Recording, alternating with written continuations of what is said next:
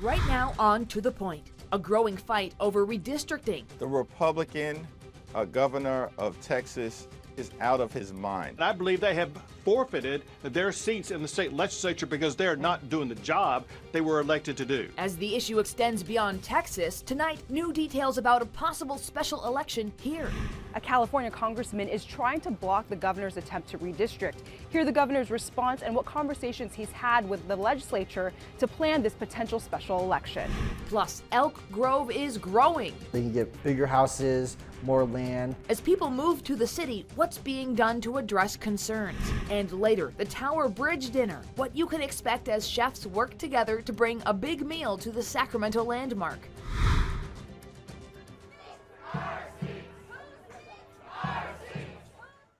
And we start tonight with protest over Texas's plan to redraw congressional districts in the state and the major implications right here in California. Good evening. Thank you for joining us on To the Point. I'm Becca Habiger. Well, tonight, Democratic lawmakers in Texas are away from their home state as a way to prevent their legislature from moving forward with redrawing the state's congressional maps. Now, that proposed redistricting is a plan backed by President Trump. The proposal could possibly eliminate 5 Democratic U.S. House seats ahead of the 2026 midterms. This could help Republicans maintain control in the U.S. House. Well, tonight we have reporting from Chicago, where Texas Democrats are looking for support. But first, Governor Gavin Newsom is giving more details on what a possible special election on redistricting would look like here in California. And meanwhile, a California Republican congressman is introducing legislation to stop this process nationwide. Lots of news going on, so ABC 10's Jeannie Nguyen joins us now to explain. Becca, Republican Congressman Kevin Kiley says politicians should not be in charge of redrawing district lines. That's why he's introducing a bill that would stop mid-decade redistricting. In response, Governor Newsom says he's just creating a response to the attack on our democratic principles. Now there's a scheme that has been hatched by the governor to push aside that independent citizens commission, to invalidate the congressional map that they created. Republican Congressman Kevin Kiley is referring to Governor Gavin Newsom's plan to hold a special election to redistrict the state. On Monday, Governor Newsom announced he has been working and planning with the legislature. The maps, we believe, should be transparent. They should be provided in a transparent way to the public.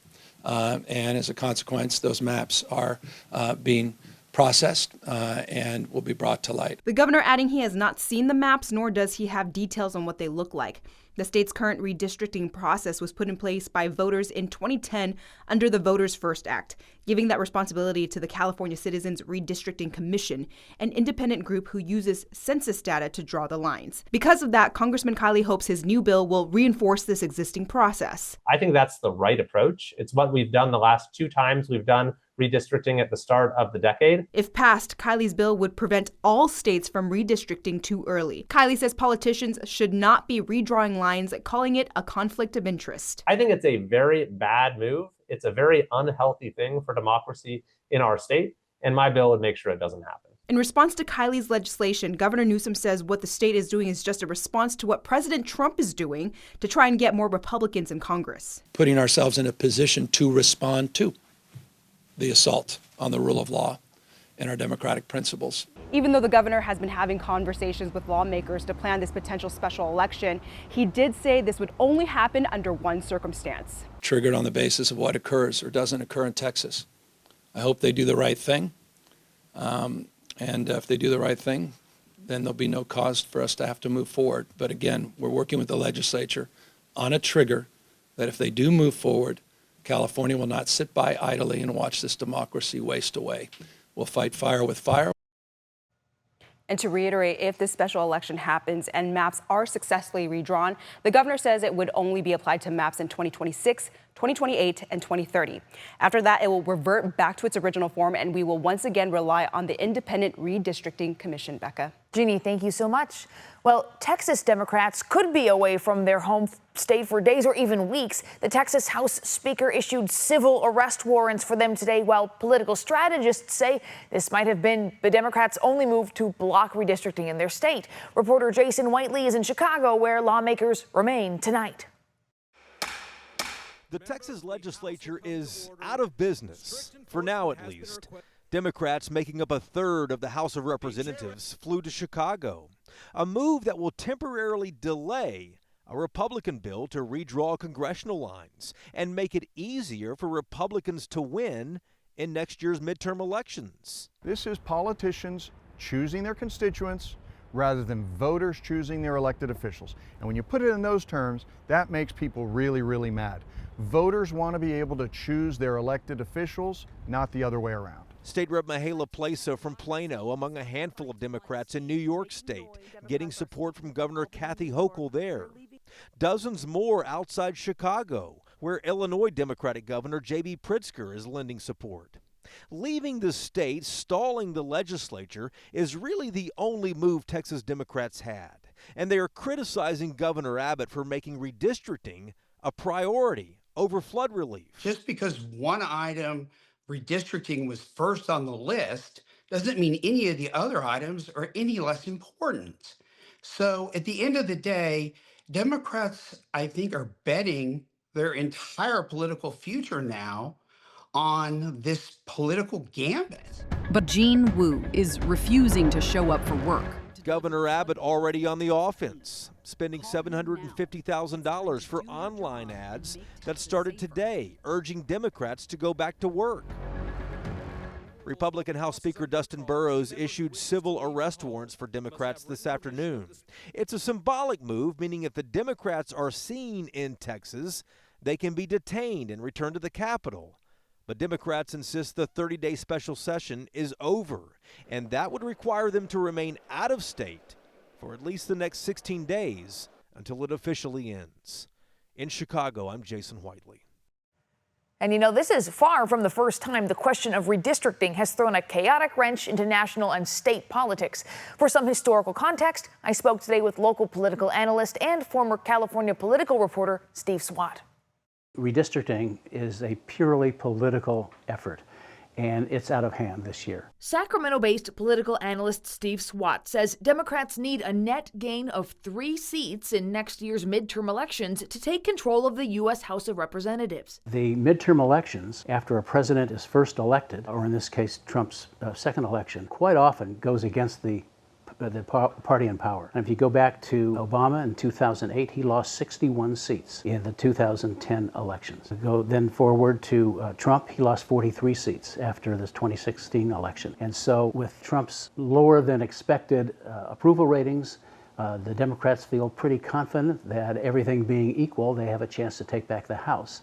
And they see this effort by the president to get rid of that equality. President Trump is pressuring Republican states like Texas to redraw their districts to counteract that midterm trend. It could easily backfire. If California now gets involved, and if New York, another Democratic state, gets involved, and Illinois said they'll get involved, you've got this political war going on. He said he's in favor of California Republican Congressman Kevin Kiley's bill to block redistricting in any state in between censuses. I think that's a great idea. I don't think it'll pass because I think Republicans in the House are so enamored of Trump and are afraid to go against him that many of them would not go for this legislation. But the legislation makes sense, at least on the surface.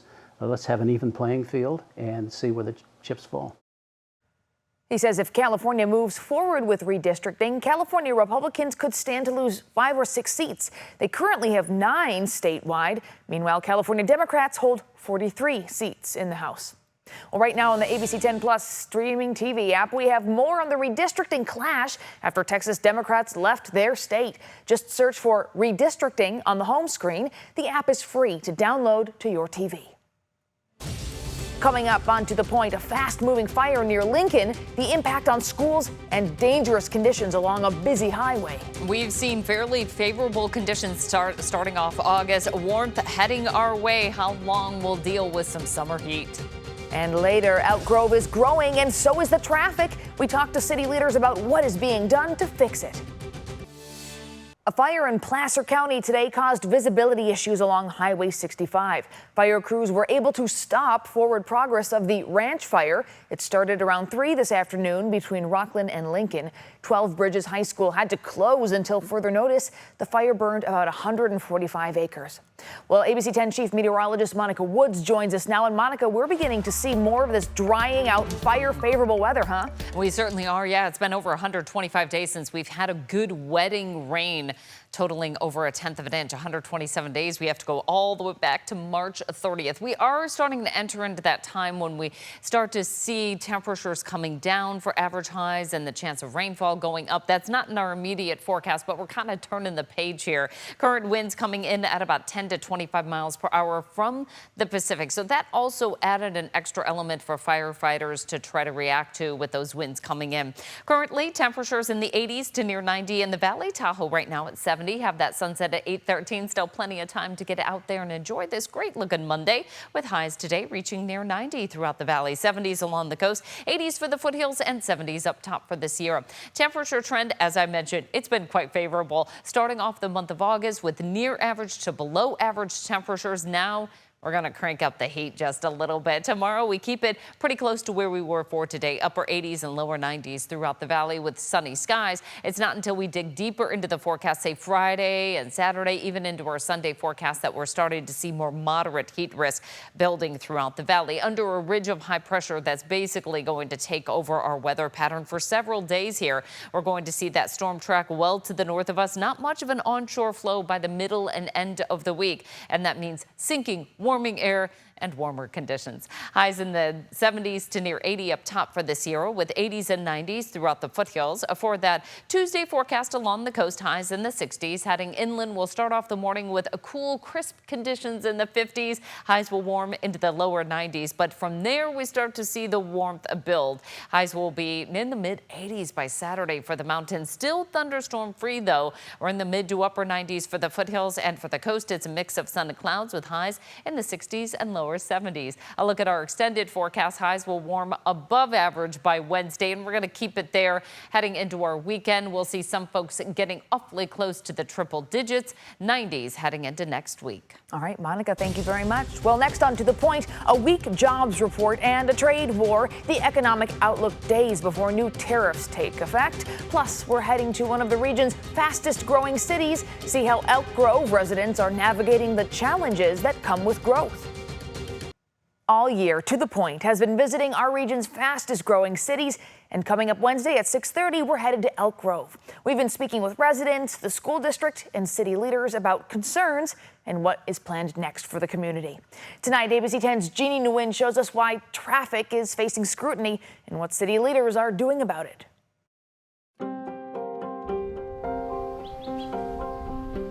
For more than 2 decades, Elk Grove has been more than just a place to live for Jason Hamilton. When he and his wife started growing a family, they knew Elk Grove was the ideal community to call home. Better school districts. Elk Grove does have a good school district, and we had kids in elementary school at the time, so we wanted to come out here. And also we like the culture. It's really diverse out here. And life moved at a slower pace. Traffic wasn't as bad at all.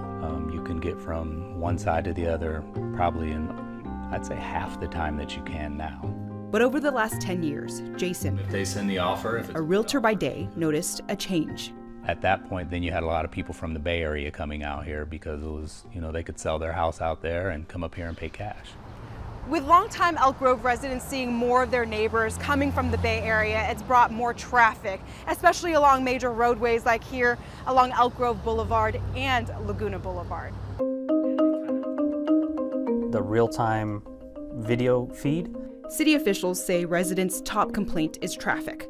That's why the city's traffic engineering division is developing more tools to try and ease traffic concerns. So we can monitor traffic signal congestion, and we can see, hey, if the signal or the congestion's backing up to Highway 99, we can take a look, hey, is something going on, what's wrong? We're able to flush traffic out of the way. The city has 160 traffic signals and uses video detection to monitor traffic volumes. If there are issues with signals, the city is able to fix it in real time in this center.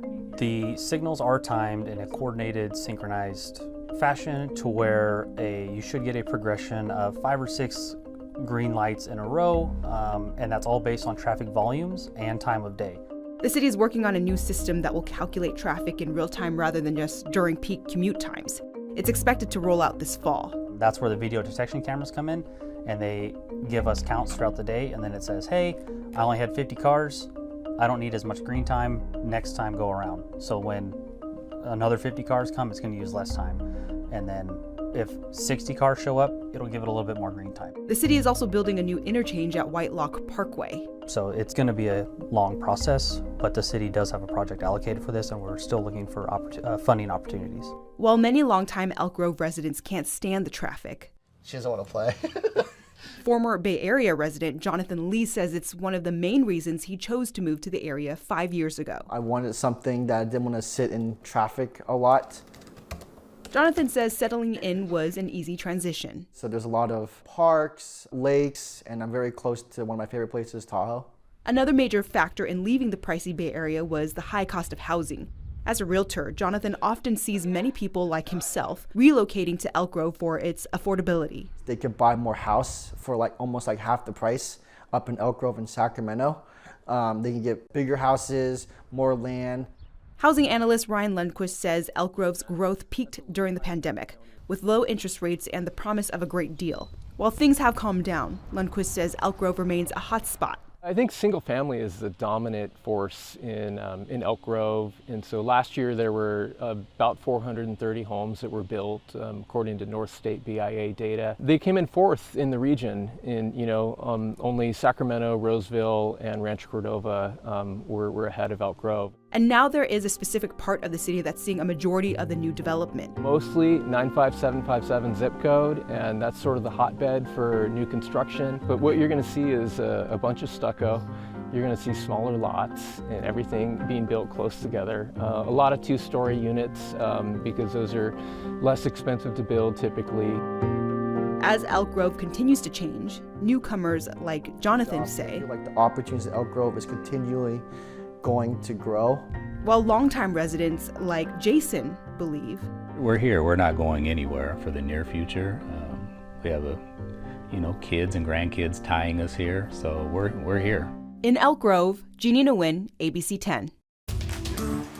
To learn more about the concerns in Elk Grove and what's being planned for the city's future, don't miss our To The Point special on Elk Grove's growth, Wednesday at 6:30, only on ABC 10. Now to the latest on the economy and President Trump's trade war ramping up with his rising tariffs set to take effect on Friday. All countries will now face at least 10% tariffs, while others will face tariffs ranging from 15% to as high as 40%. Economists say prices will likely go up for the average American on everything from electronics and cars to produce. The president is also considering firing the top official at the Bureau of Labor Statistics after last week's weaker than expected jobs report. A top White House economic advisor admits the job numbers were slower than expected, but also defended the president's decision to fire that top labor data official. Well, Democratic lawmakers are calling on the Department of Education to reverse a decision impacting millions of student loan borrowers. Students enrolled in the SAVE plan resumed paying interest on August 1st. California Congressman John Garamendi joined 49 other lawmakers in writing a letter to Education Secretary Linda McMahon demanding the policy change. The Education Department said it's complying with a federal court injunction that blocked implementation of the SAVE plan earlier this year. Lawmakers emphasize, though, that no court has deemed the SAVE plan illegal nor required the department to resume charging interest. And after 34 years, the grocery outlet location in Rancho Cordova is closing. Store operators say the location at Zinfandel Drive and Folsom Boulevard is closing because it lost its lease. A liquidation sale is now underway with some major discounts. Still ahead, a Sacramento tradition returns. A first look at the menu for this year's Tower Bridge dinner. One of Sacramento's premier food events is back. The annual Tower Bridge dinner will take place on Sunday, September 7th. Tonight, we have a sneak peek at some of the food that will be served. So take a look at these dishes. This was at today's menu preview. The event marks the first time this year's lead chefs came together to prepare and plate each of the courses for the dinner. The preview offers a unique opportunity to learn more about the dishes and the chefs themselves. I think any opportunity where, chefs are getting together and we're having those conversations about where ingredients are getting derived from, how they're being used, it's been a really wonderful experience. I came away learning a lot more than I had known before. The first Tower Bridge dinner, by the way, was held in 2013. So much fun. That's on my Sacramento bucket list someday. Well, thank you so much for watching and inviting us into your home. If you have something you think we should be looking into, please reach out to the team. You can email us at tothepoint@abc10.com. And To The Point doesn't end here. To watch stories featured on the show, you can download our free ABC 10 Plus streaming app to your TV. Have a great and safe night. We'll see you back here tomorrow.